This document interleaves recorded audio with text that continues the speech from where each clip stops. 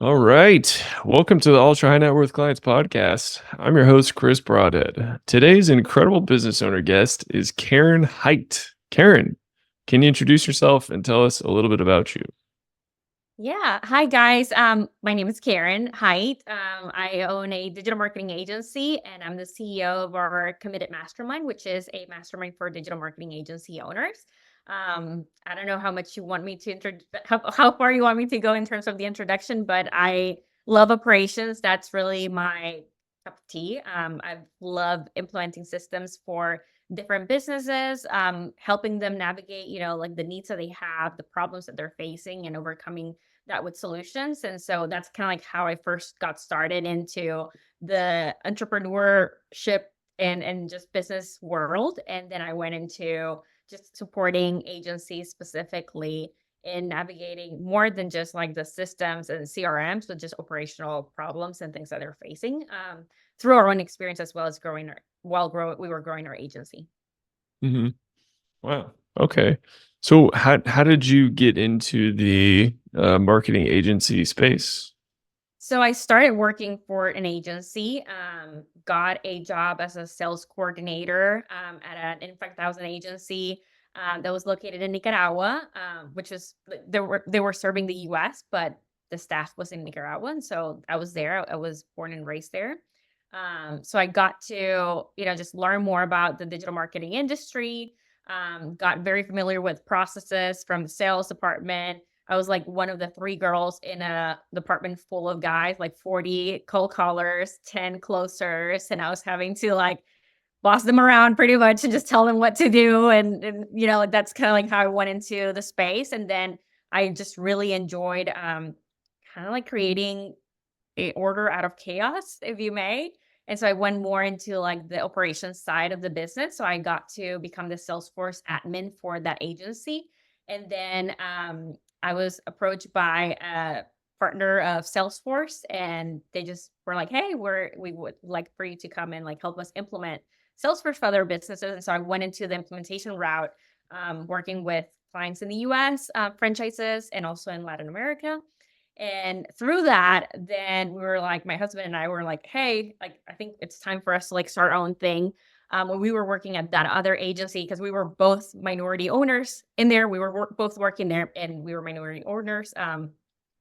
We sort of came with the realization that, you know what, like maybe the values of this organization are not the same as the values that we want to pursue. We were 7 months pregnant, and so it was one of those moments where you're like questioning your life and like, okay, who am I going to be for the rest of my life now that I'm going to be a parent? So our priorities shifted, and we just decided to start our own agency, and that's when we went into a white label approach first. We then started a franchise model within the digital marketing industry as well, and now we added recently a direct branch. And so Nice, nice. So did you have a specific type of client or vertical that you focused on when you first started your agency? So because we were a white label agency, we didn't have the need to niche down.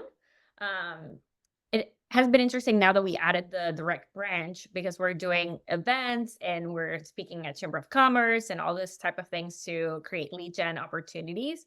Um, we are still not niche down, and so that there's some complexities there, but also some opportunities. And so there's pros and cons on each one. I often work with agencies that are very much niche down to like a detailer type of thing. And now they're facing, how do you scale from that? There's opportunities depending on each niche. But no, we were not, and we haven't necessarily done that, even though a lot of our clients, in terms of like our portfolio, a lot of them are in the home services.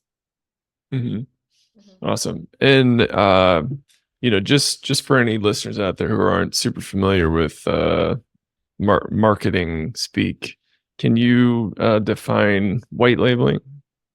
Okay, yes. White labeling. Imagine if you were to create a product and then you were not really excited about selling it in terms of like just being the face and just going out and about, but you met this amazing friends that all they want to do is like sell products, but they don't want to fulfill it.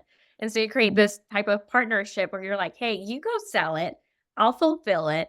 and we'll just like make it a win-win. And so that's kind of like what we did with this agencies. We would create the whole operations, like build a team. They could sell as many clients as they wanted to, and we will fulfill them. And they didn't have any extra, like just nightmares in terms of like finding the staff and all the things that we go through as a white label agency, right? They didn't have that, but they were able to focus on the things that maybe they enjoyed the most, which was creating relationships probably, or focusing on the experience of the client, and just how do you up level the service. Mhm. And how did you find these relationships to offer white labeling service to? How do we find the white label agencies, like, or the agencies to Yeah. offer white label services? Yeah, yeah. There's, just a variety of ways. Initially, when we first got started, it was very much back in the day. I mean, just 6 years ago, at least. Just focusing on Facebook groups, and we would just go, and we have always been of like the adding value first mentality in anything that we do, and so just going and adding value, creating a training, offering solutions for these agencies, and then if the opportunity presented of, hey, like I actually need a white label agency, or I need somebody to help me navigate this growth. Because a lot of the times, I mean, these agency owners are just like any other business owner, right? They don't know what they're doing. Like, I mean, we don't know what we're doing. Imagine somebody that's just getting started, Mhm. right? Like they really don't know what Yeah, I mean, we've been yeah. there. And so they need a lot of that operational guidance. And it's just like trying to find I don't know, like, I think, like, when you go to as a tourist, to another country, you kinda, like, find a guide first and, like, "Hey, where are the spots? Where are the places that I should go to, places that I shouldn't go to?" I think it's very similar in business, right? Like, you first kinda, like, need a guide, and then once you have had experience, then you can say, "Okay, like, actually, yeah, I like that route," or, "I didn't like that route because personally I experienced XYZ." So, yeah, it was about, I think, mainly creating those relationships in a way of like, "Hey, I want to see you grow as an individual." And when you approach relationships that way, it becomes easy to, I think, create a bond, and that's how you grow. Mhm. Awesome, Sounds awesome. easy. It sounds easy, but it's not easy. It's not easy. Not easy. Yeah, so are there specific services that you kinda you started off specializing in, or was whatever the white label client needed, you guys just kinda figured out? We've always, since we started the business, we've always had a scale mentality. And so from the beginning, we decided the products that we were going to offer. To this day, we don't offer a TikTok or social media because that's not our bread and butter, right? Like we focus on SEO, PPC, websites, creative brand, those type of things, and that's what we do. And so we just created this kind of repeatable process for all of this. Obviously, trying to like enhance it and innovate in ways, but honestly, we're selling the same thing that we sold when we first got started. I think like part of like growing a business has to do a lot with like those boring tasks, just repeating them over and over until you're able to excel at them. Mhm. And how did you make your services, as scalable as possible? We leverage systems quite a bit. I think a lot of agencies and business owners, where they're lacking the most is kind of having that opportunity to create systems that allow them not to, for the business and the clients, not to depend on people specifically, right? Today, I could hire somebody and they would have like a week of training and go straight into probably execution for the most part in different positions, because we have focused on creating systems around the processes that we have. So it doesn't depend on me relying on that person to do a good job. We have created a system to understand, are they doing a good job? What does it mean to have success in your role, and creating those processes for us to be able to add as many clients as a white label agency. The worst thing you could probably run into is telling your client, "Hey, you cannot sell anymore." Like, how would that look like for these agencies that are entrusting their business to you, right? The operations. And so we had to focus heavily on making sure that we could take as many clients as we needed to. Nice. And, you mentioned leveraging systems. How exactly do you leverage systems? So depending on the product, right? We started from day one in Salesforce just because I had that experience. I was able to like set it up. for the business. So I didn't have to pay anybody or go through a partner, to spend hundreds of thousands of dollars in creating all the automations and all the processes that we needed to have. So we really focus on having everything there, to the point where we have a knowledge base there. All of our training is in there. If anybody has a question, it's documented in there. And so we just really went through that route of like what system will work the best for us, and just taking fully advantage of it to make sure that we got that we want. One of the things that we really wanted to focus on is like having the system provide data to us to raise the awareness of things that we should be focused on to solve, right? Instead of like me having to go and dig through a system to find the things that were wrong, I wanted the system to bring up those opportunities or obstacles that I was facing, right? So if somebody is experiencing, for example, one of our engineers is making mistakes in the account, I want to see how many mistakes they're making. And if they're making a mistake on the same topic more than once, then there's an opportunity for training. So the system will tell me, hey, this person has had this mistake in this topic a couple of times. Somebody, either the manager, needs to address that, or we need to like go through another set of trainings here in the videos. And so there's a whole, it's kind of complex, to explain all the things that we have done. I think out of all the assets that we have in the business, probably our systems is the number one, outside of people, of course, that are number one. All your systems, is that just generic systems, or is all your systems a specific program? So we leverage, depending on the department, different. When I'm talking about processes, they're mainly in Salesforce. But Okay. depending on, yeah, I mean, we have like what converts, like, we have like other tools for like data analysis outside of Salesforce, right? I mean, there's just different tools depending on the department. Mhm. Okay, awesome. So I find in my own agency that there are, at any given time, probably 1,000 things that I could do. Yeah. And prioritizing things is can be challenging, to say the least, or figuring out how to prioritize things. It sounds like the systems that you're implementing kind of help with prioritization. Is that accurate? For the most part, I think we still experience chaos, in different ways Mhm, in business. I think that's just normal when you're a business owner, especially if you're growing. You're facing new things and new levels, new devils, right? And so it depends on what you mean by, chaos and all this stuff. Like, maybe there's areas where I'm still lacking some opportunities there, but for the most part, when it comes to like the operations side of the business, yes, we have focused on racing, sort of like the things that we need to address for our accounts, for our trainings for our teammates, and so on. Yeah. mhm. Okay, awesome. So at what point uh, did your team switch from white labeling to actually working with other agency owners? Well, white labeling, we were working with agencies as Okay. well. Well, I'm sorry. Let me rephrase. To actually like building systems for agency owners.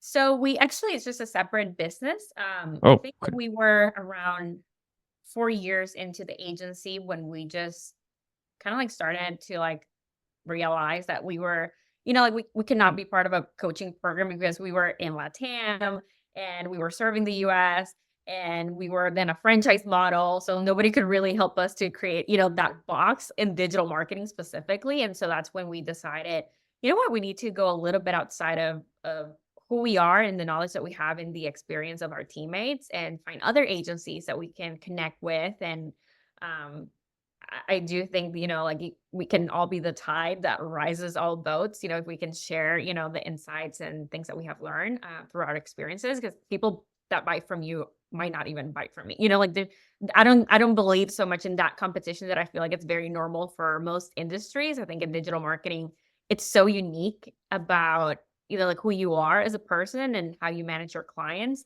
that even though we're offering the same thing, yeah, there's opportunities. And so that's when we started kind of like reaching out to other agencies, more on a, hey, let's learn together, not just like, I'm going to serve you, in terms of fulfillment, but let's learn together, let's spend time together. Let's work on processes together. And that's when we started our mastermind. And we have been focused on just helping other agencies through our own experience and sharing that and just bringing other people as well to share. Mhm. Okay, awesome. Can you talk about kind of the most common missing or lacking systems that most agencies face? So many, and depending on where you're at in your agency, when you're first getting started, I mean, there's so many opportunities there. I was just talking to an agency that they're doing $3 million a year, which I think is pretty great.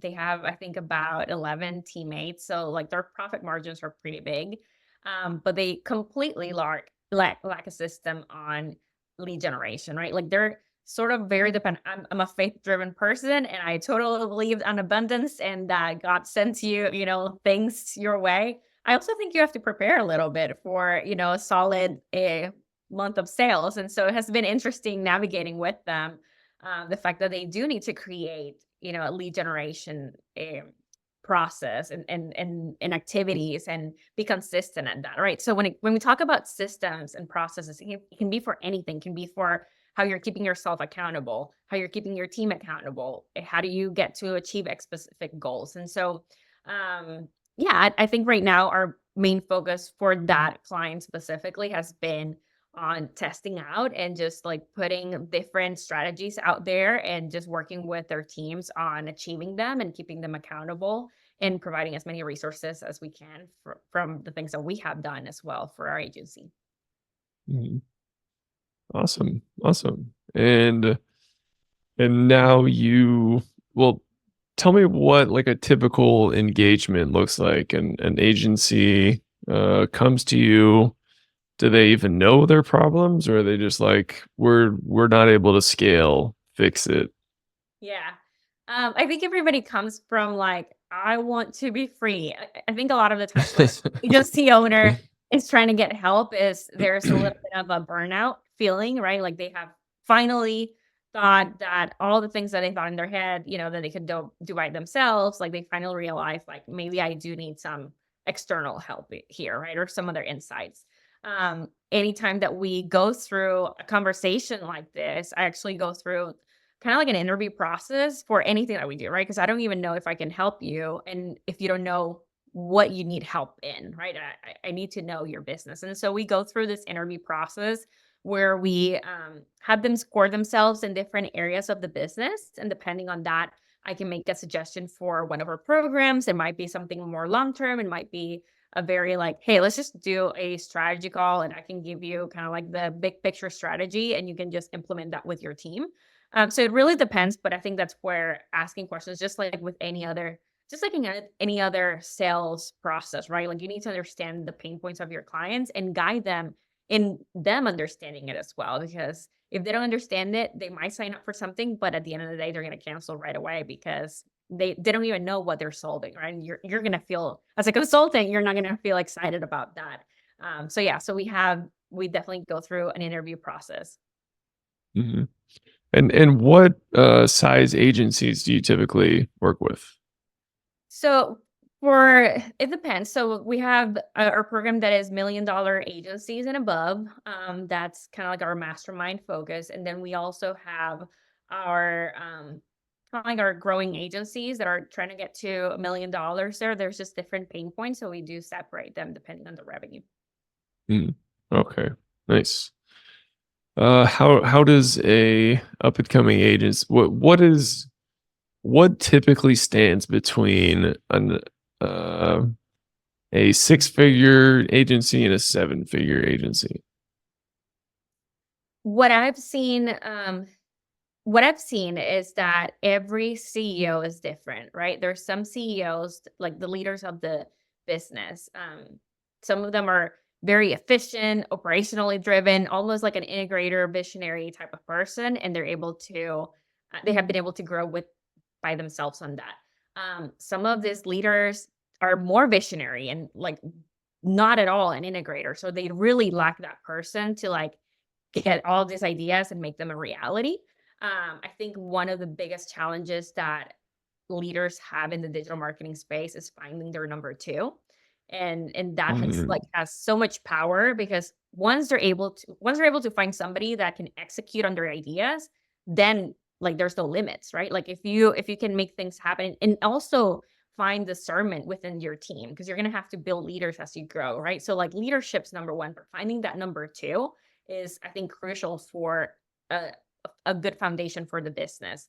Because you can grow, you can sell $100,000 in 1 month, 100% with a crazy offer. You can do that, right? But the fulfillment of that and having somebody that before you go through that mistake of like selling this crazy offer, somebody that's like, hey, like, what are the details on that? How are we like that is asking the leader the questions of like, how are we actually going to fulfill that? That it's so like it's just there's so much value in having somebody like that with you. I often think of like marriages, right? Like having a husband and wife, and that dynamic is very similar to the CEO COO type of relationship, and that's something that mhm. I think maybe not at a COO level when you're in six figures, but somebody that is able to like be that focus oriented. You should have those two components of the business, the visionary and the integrator. Mm. And any advice on how those two folks could best meet each other? Yeah. Asking for a friend. No, I'm Asking just for a kidding. friend, yeah, Asking for nothing myself. nothing personal. It's funny, Chris, because we literally just developed this program that's called the COO mentorship, to help leaders navigate this. One of the things that I think a lot of times people don't people think that, "Oh, I can just go to another agency and just find whatever operations person they have in there and just, like, try to hire them," right? Or, like, I'm gonna look up in LinkedIn people that are doing the role right now, and then maybe, like, seek for those type of like, interview those type of people. And the reality is because every leader is so different, your integrator should be kinda like your mirror, your opposite, right? So what I would say is, like, first you need to understand, like, what are the things that you really don't enjoy doing in business? Making a list of that, and that is pretty much the job description for this person, and then you look for the person. It doesn't have to be somebody that is an actual COO, integrator, operations person. Like our first we've hired 2 COOs, like they're both with us. It's just like now the person that was first with us just moving to another company. But when we first hired her, she came from like a tourism background. Like she worked in hotels, like tourism, more of those type, like nothing in digital marketing, nothing in operations, really, right? In the digital marketing agency. She was the perfect fit for us because she had all the skill sets that we lacked in the CEO for that business. And so, what I would say is like getting clear first of like what you're looking for. Because then it's a matter of just like making posting and there's resources that I'm happy to like share with you on how to like find integrators. I would even like consider hiring in LATAM. I think you can find excellent people with a fraction of the cost when it comes to, I mean, at the end of the day, digital marketing can do it from anywhere, right? But operations specifically, there's such a benefit of having somebody that it's like so dedicated to the growth of the business and that believes the mission and all of these things, right? And just building that relationship. So kind of like long answer, but yes. No, that was great. I would definitely more identify with the visionary than the executor. And that's great. I'm more of an integrator. My husband is definitely more of the visionary. We always like say like he's the balloon and I'm like the string that's keeping Uh, it's like under. And we need that, I wouldn't dream as big if it wasn't for him. And we wouldn't probably be able to execute on so many things if it wasn't for me, right? So it's we're like the yin and yang. mhm. Yeah, that's great. Yeah, we're trying to integrate my wife into some parts of the business as well. She's a speech therapist, but we Right. moved to Barcelona, Spain, so she quit her job, and now she's like, "Well, what should I do?" And I'm like, "Whatever you want." And well, I happy to help in any way that I can. And Yeah, yeah, yeah. navigating there is some like there that relationship, husband and wife, there is some things in there, you have to navigate and every couple is different. I would just recommend a lot of communication and very specific ownership of tasks. I think like that has helped us a lot. Like sometimes we don't agree, on the direction, but if I'm owning that task, it's gonna be my way. If he's owning that task, it's gonna be his way. And I need to like support the owner of the task, right? Even I can provide Mhm. my thoughts, and ideas. But yeah, it depends on how your marriage works. We might get a little bit intense about how Yeah. to think sometimes, but yeah. Yeah. Awesome. Awesome. Can you tell me about the mastermind that you all have set up? Yeah, so our mastermind's called Committed Mastermind. We definitely put a heavy focus on what's the purpose for for you right now, right? I feel like a lot of times we build businesses. Initially, there's different stages of why we're running this business, right? Initially, it's like, oh, I need to like, for me, it was I need to like pay for my daughter's delivery because I didn't have insurance. I was just exiting another agency. Like, I needed to make this agency happen, right? Like that was there's a crazy story behind that. Other people have like, hey, I just like kind of want to have a lifestyle business. Other people are really interested in like pursuing this like passion and they're using their business to leverage, the assets for that. So I think understanding that first is number one. So that's why we call it committed because you need to Mm, have something that you're committed to in order to be able to survive pretty much in the space, right? Like just the ups and downs, clients canceling. Hopefully you have a good churn percentage, retention percentage. But if you experience cancellations, it can be quite a bit on you. So just navigating all of that, a lot of the times you have to do it by yourself, right? So commitment's number one. And then what we focus is on more of a mentorship program. It's not a coaching program. We believe that every agency has unique people in them, right? And there's a culture and there's different ways of doing it. And so we try to meet people where they're at. So we have three main benefits. We have the quarterly masterminds that happen in person. We have our monthly virtuals, and we have that CEO mentorship that I was talking to you about, where we provide weekly trainings and access for your integrators to find their own network of people. We have a Slack channel. There's a whole support system created for your integrators. So that way the CEO can actually save time, right? Because a lot of the programs that I've seen out there is like, oh yeah, come and join us and save time. But how are you going to do that if you're not delegating to the right person, right? If you are not empowering the people underneath you. And so I fully believe that, we're focused on creating leaders in our businesses. If we can focus on that, then we can actually take ourselves out of the business. That should be the goal, right? For the business not to depend on us. So like the three benefits have been focus on how do we provide the ideas, provide the opportunities for brainstorming, networking for the CEOs, and also the support they need for their team. So that way the CEO can actually take time and be free. mhm. Awesome. Awesome. And, are there different groups for kinda different levels of businesses, or how does that work? Yeah, so we have our $1,000,000 agencies are part of that committed mastermind, and then we have our accelerator program for Mm, agencies. Do not have, for example, an integrator right now, and we meet on a weekly basis, and that is definitely more of like a mentorship of like, here's a resource, like I've had somebody like, I'm starting to hire my integrator. Like, what should I do? Here's the job description. Here's the plan of action for the first 90 days. Like we're very like tactical in those calls, and it's on a weekly basis. And then once they do find their integrator, then the integrator can join the other calls that we have as well for them. So like we separate the CEO and integrators are never together. We try to give them time of like if they need to complain about each other, just kidding. No, we don't do that. But in case they need to like get support, they have those yeah. opportunities for them as well. That's yeah, you're taking some notes from, a couple therapists, it sounds like. There you go. Yeah. I mean, in any type of relationship, I mean, human relationships, right? They're all Yeah, yeah. the same. Awesome, awesome. So a good part of our audience is financial advisors, and a lot of our financial advisor clients love to work with business owners. So, to the extent that you are comfortable sharing, do you currently work with a financial advisor? And if not, would you ever be open to having a financial advisor?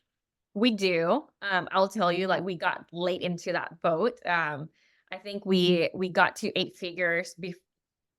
I think we got to eight figures, and then we hired somebody like fully. Like we had like bookkeepers and things like that, accountants. But my husband was like managing most of the strategic, accounting and all of that. He's the financial person in our relationship. But like we were doing, I think he was managing all of that up to like 4, 6 million for sure.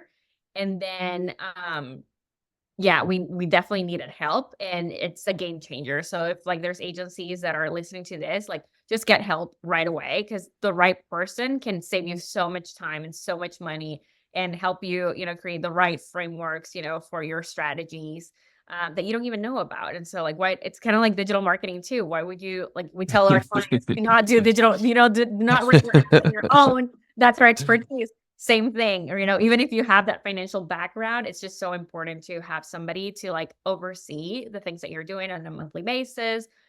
The more strategic you can be with that, the better for the business. And there's Mhm. things that they find out, that as they're looking at the data that can give you insights on how to do better in your business. So I highly, highly suggest that. Yeah. Mhm. Nice. And how did you find your financial advisor? So we actually host a yearly event for digital marketing agencies, and Fully Accountable was one of the agents. What it was the financial entity that came to speak, and so we became really good friends with the owner, Benny Fisher. He actually just retired from Fully Accountable, um, or got acquired by his team, which I think it's like that is the ultimate level of like leadership, right? When your team is able to like take on the legacy. Yeah. So yeah, it was really cool. We got to connect with him on a deeper level. Amazing person. If you haven't met him already, Biddy was, I think, like minority owner in digital marketer or traffic and conversions. One of those companies like has exited 4 other companies.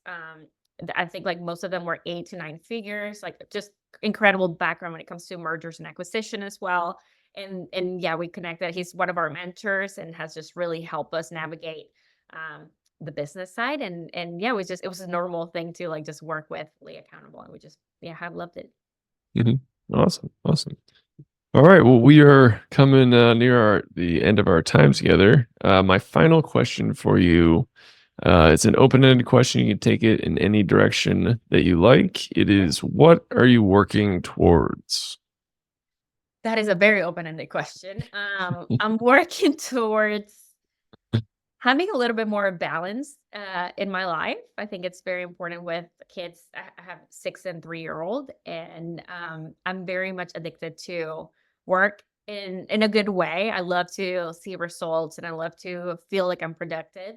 And sometimes I feel like when we're in business, we don't see our personal lives as productive as well. We don't see like our spending time with our kids or our family or doing activities like that. As productivity, we're like, "Oh, this is stopping me from reaching my goals." And at the end of the day, I feel like if there's one thing that I've seen in the world, today is that there's such a need for families, and for, healthy marriages and healthy families and just, like, kids to be supported by their parents, and that's kinda like the goal that I have right now. It's beautiful. Awesome. And where can our audience find out more about you and everything you're working on? They can find me at our website, theheights.com, or on Facebook. I'm super active there, or LinkedIn. So Karen Hite. Yeah, just find me there. Awesome. Awesome. All right. Well, Karen, thank you so much for taking the time to come on the show. And to all our listeners out there, thank you so much for tuning in, and keep on growing out there, everybody. See ya.